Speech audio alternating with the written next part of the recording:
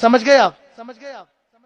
لوگ کہتے ہیں، ایک حدیث مجھے یاد آ رہی، ابن ماجہ کی حدیث، میرے سرکار فرماتے ہیں لا تقوم الساعة الا وطائفة من امتی ظاہرون علی الناس لا یبالون من خذلهم ولا من نصرهم۔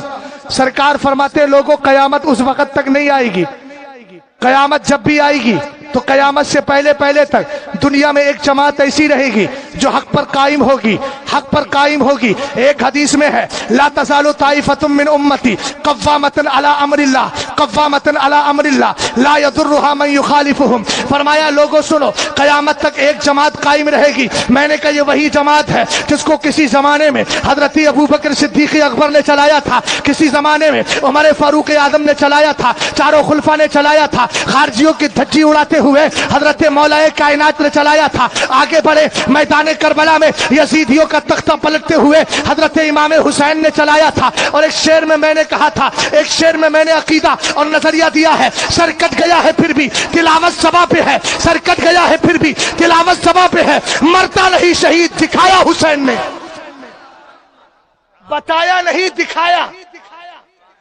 آگے بڑھے، یہ وہی جماعت ہے جس کو امام احمد بن حنبل نے چلایا ہے، یہی وہی جماعت ہے جس کو مجدد الفسانی نے چلایا ہے، یہ وہی جماعت ہے جس کو حضرت میر عبد الواحد بالکلامی نے چلایا ہے، یہ وہی جماعت ہے جس کو حضرت شاہ عبد الحق محدث دہلوی نے چلایا ہے، ہمیں یہ وہی جماعت ہے جس کو 14ویں صدی کے اندر سارے فتنوں سے بچانے والا امام احمد رضا خان ہے۔ کبھی رد الرفضہ لکھ رہے ہیں، کبھی مطلع القمرین لکھتے ہیں، کبھی آپ باہیت العیب لکھتے ہیں، کبھی دولت المکیہ لکھتے ہیں، کبھی اعلیٰ حضرت امام اہل سنت اعتقاد الاحباب لکھتے ہیں، الگ الگ لوگوں کا رد کرتے ہیں اور لکھتے چلے جا رہے ہیں، حقانیت کو بیان کرتے چلے جا رہے ہیں۔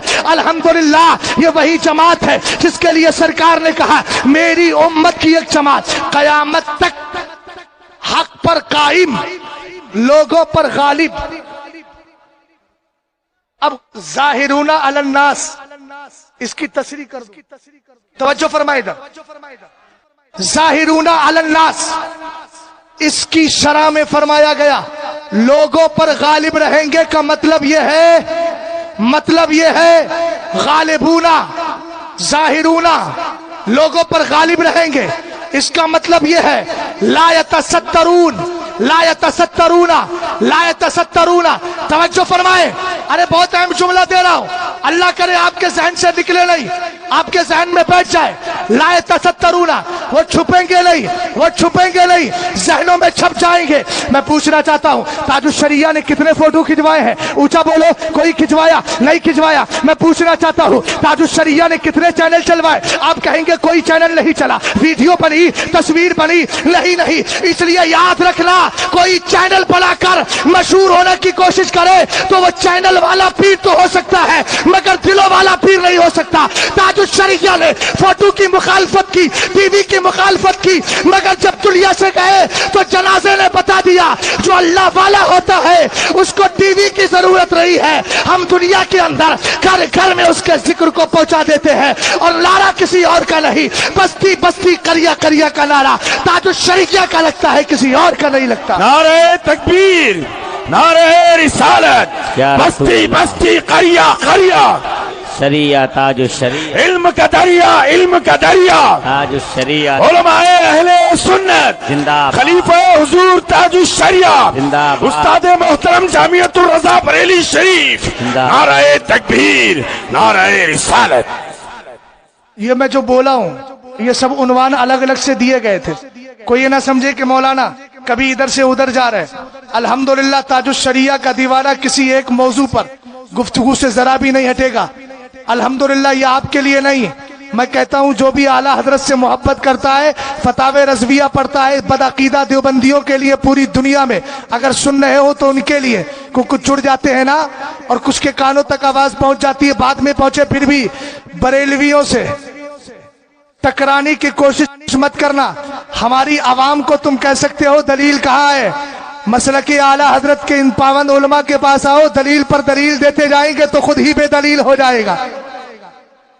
تو سرکار علیہ السلام نے کہا فرمایا میری امت کا ایک گروہ ہمیشہ حق پر قائم رہے گا، لوگوں پر غالب رہے گا۔ سرکار تاج الشریعہ غالب رہے کہ نہیں؟ سرکار تاج الشریعہ کا معاملہ یہ تھا جیسے اعلیٰ حضرت کے زمانے میں کوئی فتنہ اٹھا کتاب لکھ دی، فتنہ اٹھا کتاب لکھی۔ تاج الشریعہ کے زمانے میں بھی ایک فتنہ اٹھا تھا اور یہ دیوبندیوں نے بڑی دور کی کوڑی لے کر آئے تھے، مگر یہ پتہ نہیں تھا آسماں سے آگے جہاں اور بھی ہے تاج الشریعہ کی نظر کہاں تک پہنچی۔ لکھ دیا حضرت ابراہیم علیہ السلام کے باپ آپ ابوذر نہیں ہے، آزر نہیں ہے، بلکہ تاروخ یا تارو ہے۔ تارو کو تارو کیوں لکھا تھا؟ اس لیے دیوبندیوں نے کہا کہ ہم سرکار علیہ السلام کے والدین کو معاذ اللہ کافر ثابت کریں گے نا تو پھر یہ آگے تک کا مسئلہ ہمارے لیے کلیئر ہوگا۔ مگر اعلیٰ حضرت تاج الشریعہ کے دادا اعلیٰ حضرت اٹھے، لکھ دیا شمول الاسلام لأصول الرسول الکرام۔ دو حدیثیں آپ نے حدیث پر حدیثیں دے دی، کہا زبان بند رکھنا، ابھی احمد رضا خان کا قلم چل رہا ہے، حرکت میں آتا ہے۔ لکھ دیا فرمایا سنو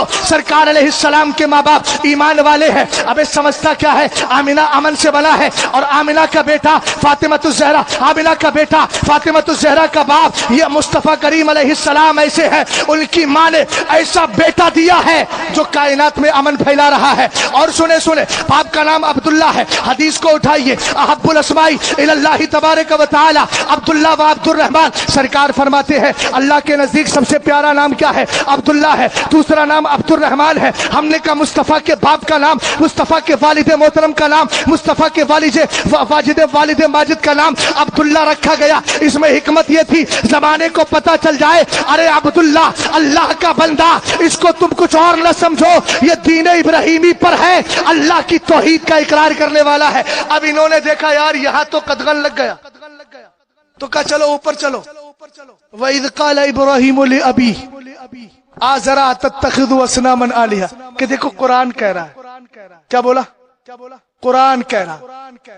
اب میں اسے قرآن سے ہی جواب دے دوں، وَكَانَ أَبُوهُمَا صَالِحًا، ان کا باپ نیک تھا۔ اب 14 پشتوں پہلے باپ آئے گا کہ دادا؟ ارے بولو نا یار، 14 پشتوں پہلے باپ آئے گا کہ دادا؟ بولو، دادا آئے گا۔ مگر قرآن نے کہا ان کا باپ۔ ہم نے کہا لفظ اب کے معنی اگر معلوم نہیں ہے تو سنی عالموں کے پاس آ کے عربی پڑھ لے۔ تیرے نہ جانے کیسے ندوہ، جس کو تو ندوہ بدوہ سب کو فیل کرنے والا، ہمارا ایک ہی بریلوی سنی عالم کافی ہے۔ ابھی ایسی عربی سے بھی کیا فائدہ جو مصطفیٰ کریم کی تعظیم و تکریم نہ سمجھ سکے۔ کیا تعظیم و تکریم تھی؟ ایک صحابی سے کسی نے پوچھا آپ بڑے ہیں کہ مصطفیٰ؟ انت اکبر ام رسول اللہ؟ توجہ، تعظیم کی بات آ گئی۔ انت اکبر ام رسول اللہ، سرکار بڑے ہیں یا تم بڑے ہو؟ تو صحابی نے کیا کہا؟ بڑے تو مصطفیٰ ہی ہیں مگر عمر میری زیادہ ہے۔ محبت سے بولیے، محبت سے بولیے، میری عمر زیادہ ہے۔